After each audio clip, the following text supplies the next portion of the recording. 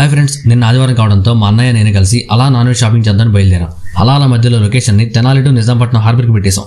దాదాపు 50 కిలోమీటర్లు. అలా తెనాలి మీదకి వెళ్తుంటే అటు ఇటు పంట కాలువలు, మధ్యలో రోడ్డు ఫుల్ గ్రీనరీతో అదిరిపోయింది. అట్మాస్ఫియర్ కూడా చాలా చల్లగా ఉంది. ఎటు చూసినా మామిడి చెట్లు ఎక్కువ కనపడుతున్నాయి. తెనాలి గుంటూరులో ఉండే వాళ్ళు నేచర్ని ఎంజాయ్ చేయాలంటే ఈ తెనాలి నిజాంపట్నం బైక్ మీద వెళ్ళండి, చాలా బాగుంటుంది. అవునా, నిజమా? ఇలా రైడ్ ఎంజాయ్ చేస్తూ చివరికి నిజాంపట్నం హార్బర్కి అయితే రీచ్ అయ్యాం. మీకు కనిపించేవన్నీ మ్యాంగ్రూవ్ ఫారెస్ట్లు.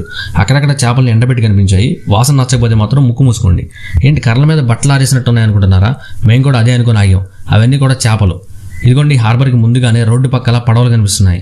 చివరికి హార్బర్లోకి అయితే వచ్చేసాం. కానీ అక్కడ చేపలు లాంటివి ఏమీ లేవు. సరే, పడవల దగ్గర కొన్ని ఫోటోలు తీసుకొని లొకేషన్ మొత్తాన్ని వీడియో తీసుకున్నాం. ప్రజెంట్ సముద్రంలో వేట నిషేధం కాబట్టి పడవలు మొత్తం ఇలా రెస్ట్ తీసుకున్నాయి. సరే, వాటిని ఎందుకు డిస్టర్బ్ చేయడం అని అటు నుంచి అటు రేపలు వెళ్ళిపోయి మంచి పీతలు తీసుకున్నాం. ఆ తర్వాత మళ్ళీ నేచర్ని ఎంజాయ్ చేసుకుంటూ 4 గంటల ఇంటికి చేరుకున్నాం. వీడియో నచ్చితే ఒక లైక్ చేయండి.